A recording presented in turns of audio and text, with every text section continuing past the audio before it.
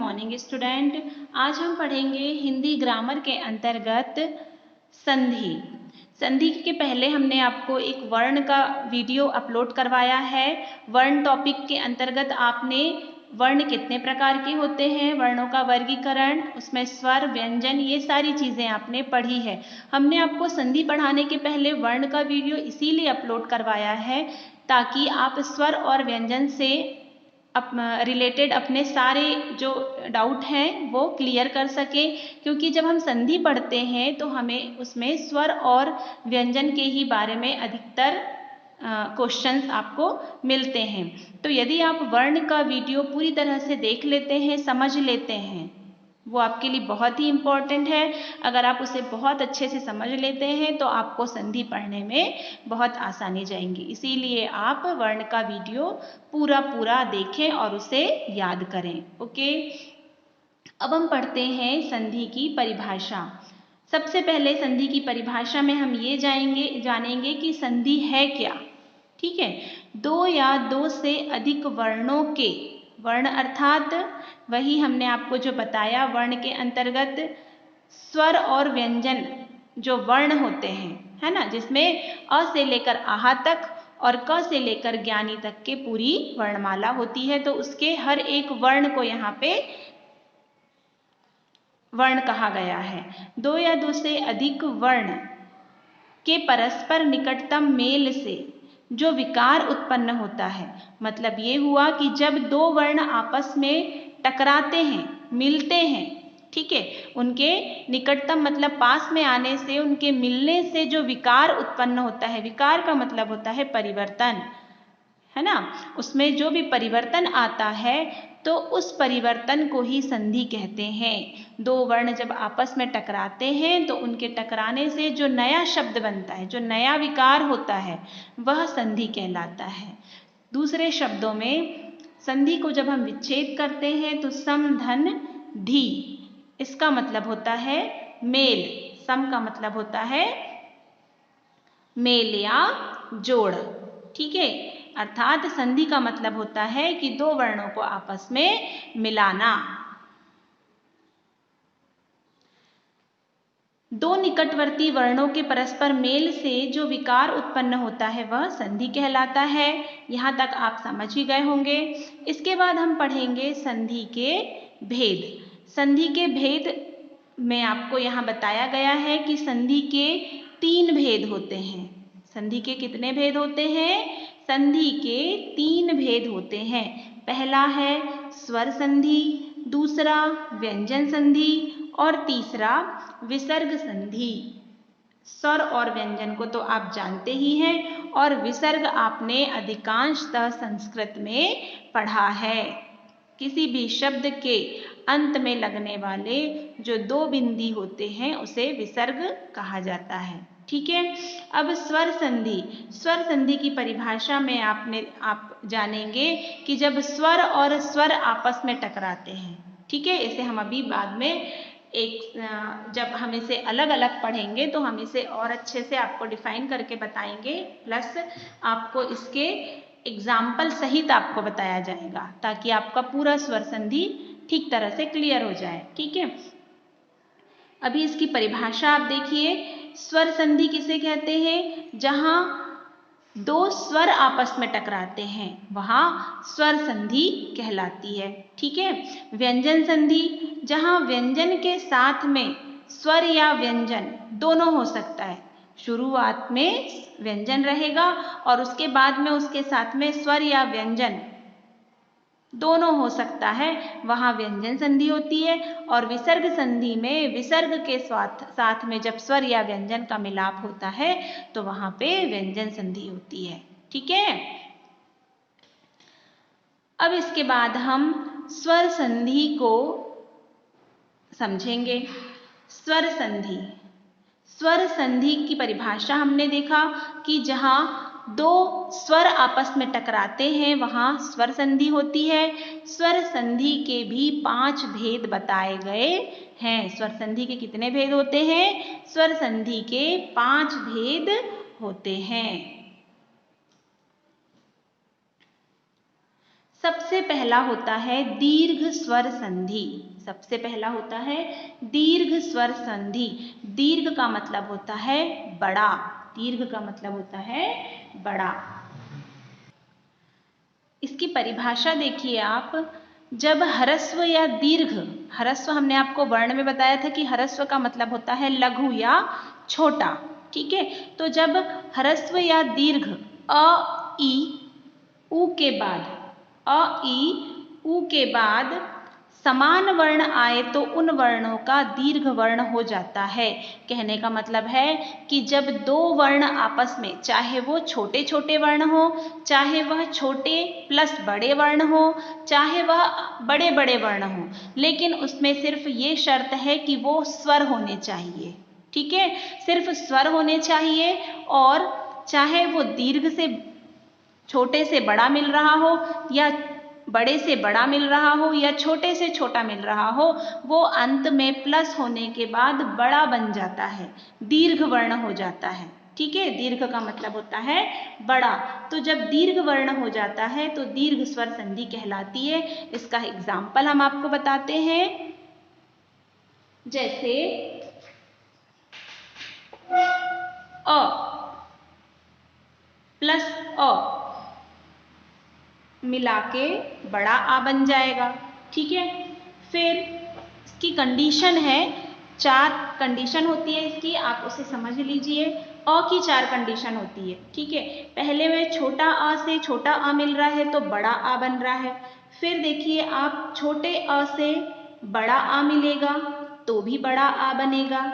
फिर बड़ा आ से बड़ा आ मिलेगा तो भी बड़ा आ बनेगा, ठीक है। यदि पहले बड़ा आ जाए और बाद में छोटा आ आए तो भी बड़ा आ ही बनता है, ठीक है। कहने का मतलब ये है कि लास्ट में हमारा जो आंसर है वो दीर्घ निकलना चाहिए। दीर्घ स्वर संधि की परिभाषा के अनुसार हम जो जिन वर्णों का मिलाप कर रहे हैं उसमें जो आंसर आपका निकल रहा है वो दीर्घ वर्ण होना चाहिए, तभी दीर्घ संधि होगी। जैसे अ प्लस अ वाला आप एक एग्जाम्पल ले लीजिए।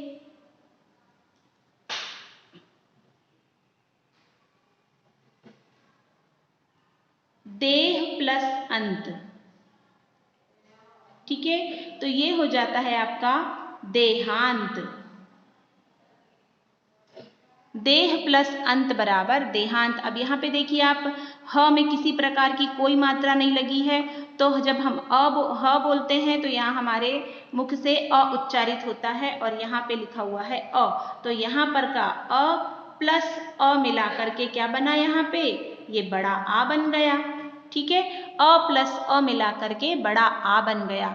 अब ये हम यहाँ पर छोटा आ और बड़ा आ वाला एक कंडीशन है आपके पास में, तो इसका एग्जाम्पल देख लेते हैं। जैसे हिम धन आलय, क्या हो जाएगा आपका, हिमालय हो जाएगा। अब यहाँ देखिए आप, म में कोई मात्रा नहीं है तो मतलब अ है, ठीक है, अ उच्चारित होता है, और प्लस बड़ा आ। यहाँ पर देखिए छोटा आ प्लस बड़ा आ, यहाँ पे ये कंडीशन आपकी आ बन रही है। और इसके बाद यहाँ पर देखिए म में आ की मात्रा मतलब कि बड़ा आ बन रहा है, अ प्लस आ बराबर बड़ा आ, ठीक है। उसके बाद है बड़ा आ और बड़ा आ। ये वाली कंडीशन के लिए आप देखिए विद्यालय, विद्या प्लस आलय क्या हो जाता है आपका, विद्यालय हो जाता है। यहाँ देखिए, यहाँ भी आपकी आ की मात्रा आई और प्लस यहाँ भी आपका बड़ा आ आया, तो बड़ा आ और बड़ा आ मिला करके भी यहाँ पर आपका ये बड़ा आ बन रहा है, ठीक है। तो इस प्रकार से आपको हर एक की 4 कंडीशन मिलेगी। ये तो हम अ पढ़ रहे हैं, अभी आपके लिए ई उ भी है। अब देखिए पहले बड़ा आ और बाद में छोटा आ, तो इसके लिए एक कंडीशन है, आप एक एग्जाम्पल है आपका विद्या प्लस अर्थी, ठीक है। तो ये हो जाता है आपका विद्यार्थी हो जाता है। यहाँ पर आपका बड़ा आ है, पहले बड़ा आ गया ये वाला, ठीक है। उसके बाद में आपका क्या आ गया, यहाँ पे आ गया और मिला करके आपका ये बड़ा आ की मात्रा बन गई। बहुत ही इजी है, आपको सिर्फ कंडीशन से याद रखना है। जब दीर्घ स्वर संधि पढ़ रहे हैं हम, तो अ से लेकर के आहा तक के जो स्वर हैं, जब वो आपस में टकराते हैं तो क्या बनना चाहिए, दीर्घ वर्ण बनना चाहिए। जहां दीर्घ वर्ण बनेगा, चाहे वो अ से अ टकराए या ई से ई टकराए, ई से ई टकराएगा तो बड़ा ई बन जाएगा, उ से उ टकराएगा तो बड़ा उ बन जाएगा, ठीक है। चलिए, इसके बाद हम अ कंडीशन देखने के बाद में हम ई की भी चारों कंडीशन देखेंगे एग्जाम्पल के साथ। देखिए, अ की कंडीशन के बाद अब हम आपको बता रहे हैं ई वाली कंडीशन, ठीक है। ई में भी सेम वैसी ही आपको 4 कंडीशन दिखेगी। छोटी ई का छोटी ई से मिलके बड़ी ई बनना, छोटी ई का बड़ी ई के साथ मिलकर बड़ी ई बनना, बड़ी ई का छोटी ई के साथ मिलकर बड़ी ई बनना, और बड़ी ई का बड़ी ई के साथ मिलकर बड़ी ई बनना। मतलब छोटे से बड़ा मिले या बड़े से छोटा मिले, या बड़ा बड़ा आपस में मिले या छोटा छोटा आपस में मिले, जब मिलेगा तो वो बड़ा ही बनेगा, ये आपको याद रखना है। अब इसके एग्जाम्पल देखिए आप, गिरींद्र, गिरी प्लस इंद्र गिरींद्र, रवि प्लस इंद्र रविंद्र। जब हम इसे लिखेंगे तो आपको ये याद रखना है कि जब आप इसे प्लस करके लिखते हैं तो आपको इसमें बड़ी की मात्रा लगाना है, ठीक है। गिरींद्र में क्यों, क्योंकि ये यहाँ पर छोटी ई, ये छोटी ई और ये छोटी ई, जब ये दोनों छोटी ई आपस में मिलती है तो बड़ी ई बनती है। इसका मतलब आपको व में बड़ी ई की मात्रा लगाना पड़ेगा। कई बार ऐसा हो जाता है कि एग्जाम में शुद्ध वर्तनी और अशुद्ध वर्तनी के अंतर्गत लिखा हुआ रहता है रविंद्र, इस प्रकार से लिखा हुआ रहता है, और फिर दूसरा आपको ये भी लिखा हुआ रहता है। तब आपको ये मन में विच्छेद करके देखना है कि जब हम इसका विच्छेद करेंगे तो ये रवि प्लस इंद्र होता है, तो यहाँ भी छोटी की मात्रा और यहाँ भी छोटी की मात्रा मिलाकर के बड़ी की मात्रा बनी। इसका मतलब बड़ी ई वाला सही है और छोटी ई वाला गलत है। देखने में ये सही लगता है ना। हर बार कंफ्यूजन में बच्चे क्या करते हैं, छोटी की मात्रा वाले को राइट कर देते हैं और बड़ी की मात्रा वाले को रॉन्ग कर देते हैं, क्योंकि देखने में भी यही सही लगता है। लेकिन यदि आप इसको विच्छेद करके देखें तो आपको समझ में आता है कि रविंद्र में बड़ी की मात्रा लगनी चाहिए। इसी प्रकार से देखिए, जब छोटी ई से बड़ी ई को हम मिलाते हैं तो भी बड़ी ई बनती है। इसका मतलब कवि धन ईश बराबर कवीश, और मुनि धन ईश्वर बराबर मुनीश्वर। यहाँ भी देखिए, छोटी की मात्रा और बड़ी की मात्रा मिलाकर के बड़ी की मात्रा बनी, और यहाँ पे मुनि में बड़ी की मात्रा लगेगी। कभी भी अगर मुनि को आप अकेला लिखते हैं तो छोटी की मात्रा लगाएंगे, और जब मुनीश्वर आप साथ में लिखते हैं तो आप बड़ी की मात्रा लगाएंगे, तभी ये आपका शुद्ध शब्द कहलाएगा, ठीक है। उसी तरह महेंद्र में और देवीक्षा में बड़ी ई प्लस छोटी ई मिलाकर के बड़ी ई बन रहा है, ठीक है। तो महेंद्र और देवीक्षा ये इसके एग्जाम्पल हो गए। फिर बड़ी ई और बड़ी ई मिलाकर भी बड़ी ई बनेगा। नदी धन ईश और जानकी धन ईश, तो नदीश और जानकीश। यहाँ पर भी आप देखिए, ये बड़ी ई है प्लस ये बड़ी ई है, मिलाकर के यहाँ पर आपकी बड़ी ई बनी, ठीक है। आपको ये याद रखना है कि इन चारों कंडीशन में जो आंसर हमारा आएगा वो दीर्घ वर्ण होना चाहिए। क्या होना चाहिए? दीर्घ वर्ण होना चाहिए, ठीक है। आप एक चीज और याद रख सकते हैं कि जब भी आपको इंद्र आता है किसी भी शब्द में, दीर्घ संधि में, किसी भी संधि में आपको इंद्र आता है तो इंद्र में हमेशा छोटी ई रहती है, और ईश्वर आता है या ईश आता है तो उसमें हमेशा बड़ी ई रहती है, ठीक है। ईश्वर में या ईश में बड़ी ई रहती है और इंद्र में हमेशा छोटी ई रहती है। ओके, इसके बाद आप ऊ वाली कंडीशन देखेंगे। ऊ की भी आपको चारों कंडीशन के हम एग्जाम्पल बताएंगे और समझा के भी बताएंगे, जिसमें सबसे पहला छोटे ऊ से छोटा ऊ मिलेगा तो बड़ा ऊ बनेगा, फिर छोटे ऊ से बड़ा ऊ मिलेगा तो भी बड़ा ऊ बनेगा, फिर बड़े ऊ से छोटा ऊ मिलेगा तो भी बड़ा ऊ बनेगा, और एक लास्ट आप तो अब समझ ही गए होंगे, बड़े ऊ से बड़ा ऊ मिलेगा तो भी बड़ा ऊ बनेगा। ठीक है, इस प्रकार से ई के साथ, ऊ के साथ, औ के साथ आपको ये चारों कंडीशन लगानी ही पड़ेगी, और ये चारों कंडीशन में से किसी से भी क्वेश्चन एग्जाम में आते हैं। तो ये आपकी ऊ से रिलेटेड चारों कंडीशन है। यहाँ पर आप देखिए भानुदय में भानु प्लस उदय, तो यहाँ आपका छोटा ऊ प्लस छोटा ऊ मिलाकर के बड़ा ऊ बन रहा है।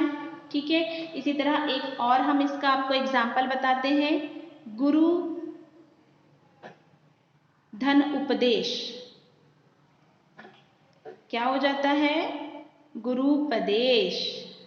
ठीक है, तो यहाँ पर देखिए आप, ये छोटा ऊ है, ये छोटा ऊ है और ये भी छोटा ऊ है, छोटा ऊ और छोटा ऊ मिलाकर के ये बड़ा ऊ बन जाता है। ठीक है, यहाँ पे छोटा ऊ और बड़ा ऊ है सेकंड कंडीशन में, तो लघुर्मी, यहाँ भी आपको देखिए लघु में आपका छोटा ऊ है और ऊर्मी में आपका बड़ा ऊ है, मिलाकर के बन गया आपका बड़ा ऊ। वधुत्सव, वधुत्सव में पहले बड़ा ऊ है और फिर छोटा ऊ है, मिलाकर के आपका बन जाता है बड़ा ऊ। फिर है भू ऊर्जा, भू ऊर्जा का मतलब होता है भूमि की ऊर्जा, यहाँ आपका पहले बड़ा ऊ दिया हुआ है और ऊर्जा में भी आपका बड़ा ऊ दिया हुआ है, इस प्रकार से आपका क्या बना, बड़ा ऊ बन गया। ठीक है, तो ये चारों कंडीशन है और यहाँ पर हम देख रहे हैं चारों कंडीशन में लास्ट में हमें क्या मिल रहा है, बड़ा ऊ मिल रहा है, इसीलिए ये क्या हो गया, दीर्घ स्वर संधि हो गया। और ये जो चारों कंडीशन हम देख रहे हैं, यहाँ पर भी हम ये चीज देख रहे हैं कि यहाँ पर किन वर्णों का मिलाप हो रहा है, किन वर्णों का मेल हो रहा है, स्वरों का मेल हो रहा है, स्वरों का आपस में मेल हो रहा है। क्यों, क्योंकि हम स्वर संधि पढ़ रहे हैं, तो हम देख रहे हैं कि स्वरों का आपस में मेल हो रहा है, और कैसे स्वरों का जब आपस में मेल हो रहा है तो क्या बन रहा है, वो बड़े स्वर बन रहे हैं, दीर्घ स्वर बन रहे हैं, चाहे छोटे से छोटा मिले, चाहे छोटे से बड़ा मिले, या बड़े से बड़ा मिले, ठीक है, या बड़े से छोटा मिले, चारों कंडीशन में हमें दीर्घ वर्ण ही मिल रहा है, इसीलिए यह स्वर संधि तो है, लेकिन कौन सी स्वर संधि है, दीर्घ स्वर संधि है। इस प्रकार से आपकी दीर्घ स्वर संधि यहाँ पे समाप्त होती है। इसके बाद हम पढ़ेंगे सेकंड नंबर पे गुण स्वर संधि। सबसे पहले गुण स्वर संधि की परिभाषा देखते हैं हम, जहां अ या आ के बाद ह्रस्व या दीर्घ ई उ ऋषि वर्ण आए तो इनके स्थान पर क्रमशः ए, ओ तथा अर हो जाता है।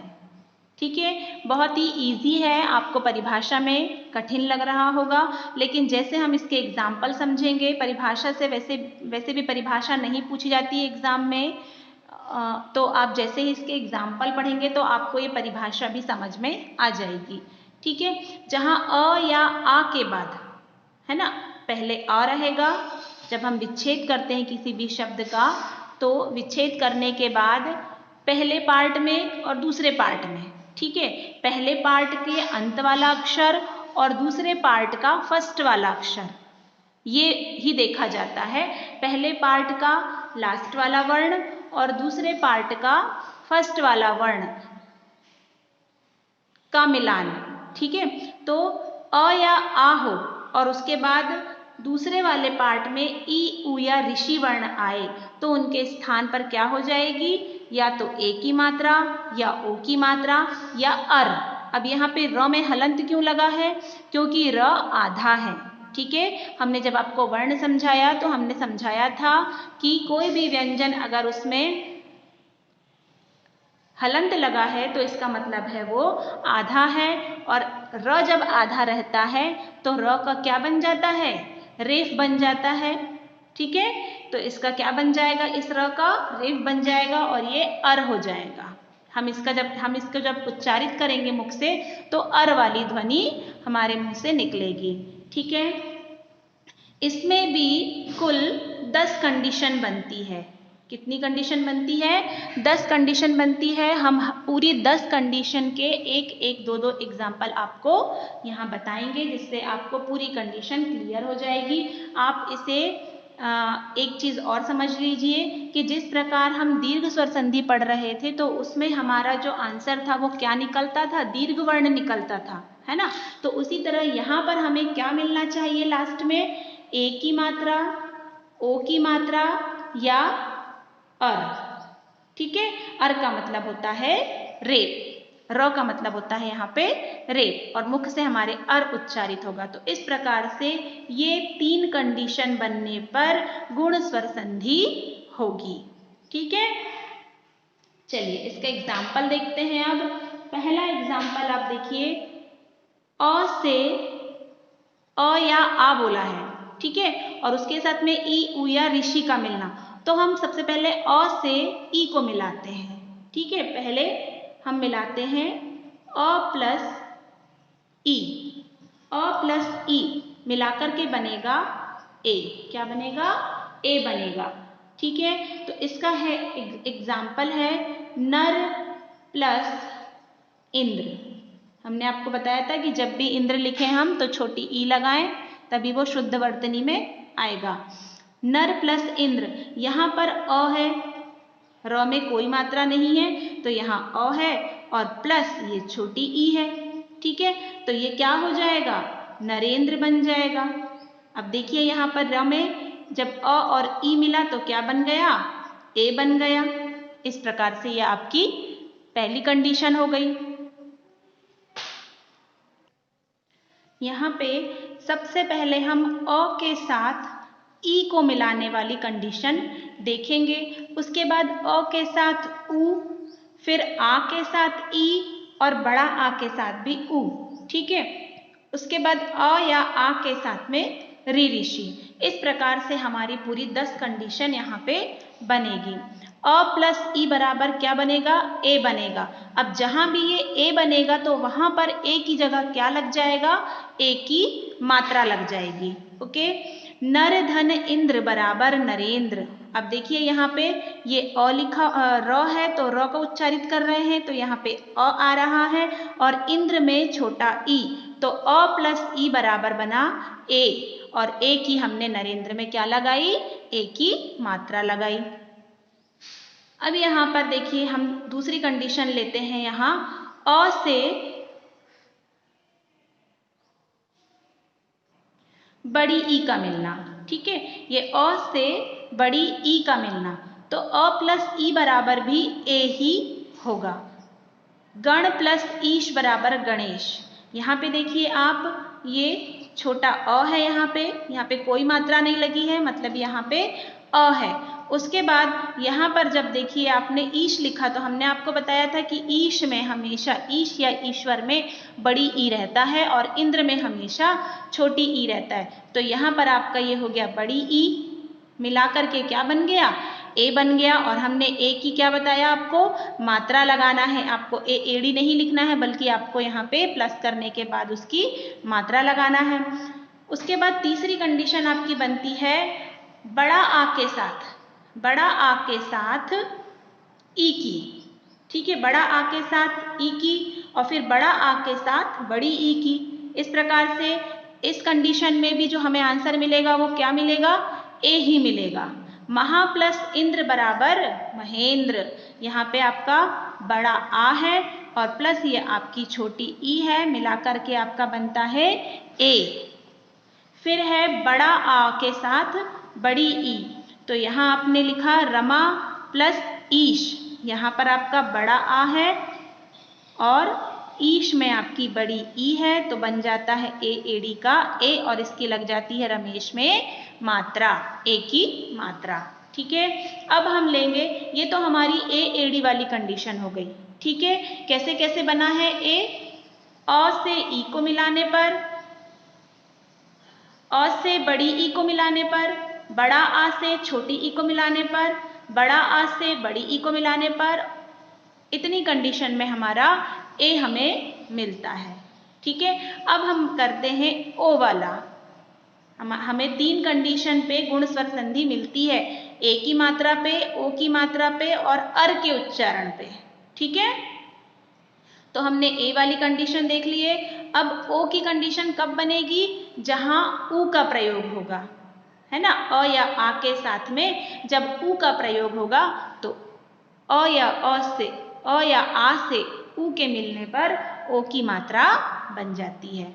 ठीक है, ये देखिए आप, अ प्लस उ बराबर ओ, चंद्र धन उदय बराबर चंद्रोदय, मानव धन उचित बराबर मानवोचित। यहाँ पर आपका अ है और यहाँ उ है, जब अ और उ मिलेगा तो क्या बन जाएगा, वो ओ बन जाएगा, और जब ओ बनेगा तो हम ओ की मात्रा लगाएंगे। ठीक है, अब अ के साथ बड़ा ऊ, तब भी ओ ही बनेगा। सूर्य प्लस ऊर्जा, सूर्य में यहाँ पर देखिए आपका अ है और प्लस बड़ा ऊ मिलाकर के बन जाता है आपका ओ की मात्रा, तो ये हो जाता है सौर्यूर्जा। सौर्यूर्जा, यहाँ पे देखिए 2 बार र की रेप का उच्चारण हुआ है, सौर्यो धन ऊर्जा। ठीक है, तो सौर्यूर्जा, ये अशुद्ध वर्तनी और शुद्ध वर्तनी में भी आपको ये कठिन शब्द के अंतर्गत पूछा जाता है। आपको सौर्यों में भी य में ओ की मात्रा लगा के रेप लगाना है और ऊर्जा के ज में आ की मात्रा लगाकर भी आपको रेप लगाना है। ठीक है, उसके बाद है आपका बड़ा आ में ऊ का मिलना। जब बड़ा आ में ऊ मिलता है तो भी ओ बनता है। गंगा धन उदक बराबर गंगोदक, महाधन उत्सव बराबर महोत्सव। यहाँ पे देखिए महा में आ की मात्रा लगी हुई है, मतलब बड़ा आ,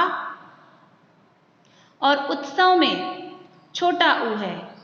ठीक है, तो आ और ऊ मिलाकर के क्या बना, ओ की मात्रा बनी प्रकार से, और जिसे हम मात्रा कहाँ लगाएंगे, ह में ओ की मात्रा लगाएंगे, तो ये हो जाएगा महोत्सव। फिर है 8वीं कंडीशन आपकी, बड़ा आ के साथ बड़ा ऊ का मिलना। ठीक है, अभी हमने ऋषि वाली कोई कंडीशन नहीं देखी है, हम सिर्फ अभी अ और आ के साथ में ई और ऊ को मिला रहे हैं। ठीक है, जब ई और ई मिला तो क्या बना, ए बना, और जब छोटा ऊ और बड़ा ऊ मिला तो क्या बना, ओ बना। ठीक है, अभी इसके बाद हम अर वाली कंडीशन भी देखेंगे। महाधन ऊष्मा बराबर महोष्मा और महाधन ऊर्जा बराबर महोर्जा। यहाँ देखिए आ की बड़ा आ प्लस बड़ा ऊ मिलाकर के क्या बन गया, ओ बन गया। ठीक है, चलिए ए और ओ की कंडीशन हमने देख लिया है। अब हमारी बची है अर वाली कंडीशन। यहाँ पे हम अ के साथ में, छोटा अ के साथ में ऋषि मिलाएंगे और बड़ा आ के साथ में ऋषि मिलाएंगे। दोनों कंडीशन में हमें आंसर क्या मिलेगा, अर मिलेगा। ठीक है, चलिए इसका एग्जाम्पल हम लिखते हैं। सप्त धन ऋषि बराबर सप्तऋषि। ठीक है, सप्त धन ऋषि बराबर सप्तर्षि। देखिए यहाँ पर आपका अ है और यहाँ पे आपका री है, मिलाकर क्या बनता है, यहाँ अर का उच्चारण हो रहा है। आप इसे बोलकर देखिए, जब सप्त हम बोल रहे हैं तो हम अलग से सप्त बोल रहे हैं और ऋषि को हम अलग से ऋषि बोल रहे हैं, लेकिन जब हम इसे प्लस करेंगे तो हमारे मुख से अर बीच में उच्चारित होता है, सप्तर्षि। सप्तर तर तर जहां हम बोलते हैं वहां पे अर का उच्चारण होता है, इसीलिए जहां अर्ध का उच्चारण होता है वहां गुण स्वर संधि होती है। ठीक है, इसके और भी एग्जाम्पल देख लेते हैं हम, जैसे राज प्लस ऋषि, अधिकांश शब्द इसमें ऋषि वाले ही आते हैं। देवधन ऋषि, ब्रह्मधन,